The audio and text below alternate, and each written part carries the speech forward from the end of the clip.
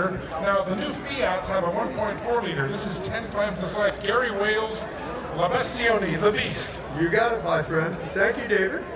So, what inspires you to do this?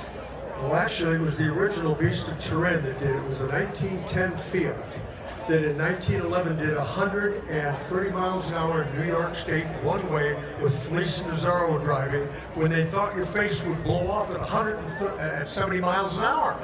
And all of our cars we've been doing over the years have been my salute to that.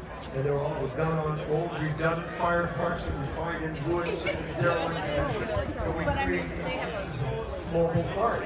Well, finally, we're doing number 8 right now, and it's my salute to the original Beast of Turin that'll be here next year.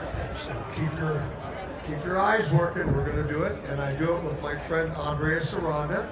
We take about 1 year, 10 months to 1 year to do this. He does the very, very heavy motor work and chassis and so forth, and I get to do the easy stuff, which is design and the build and body and things like that.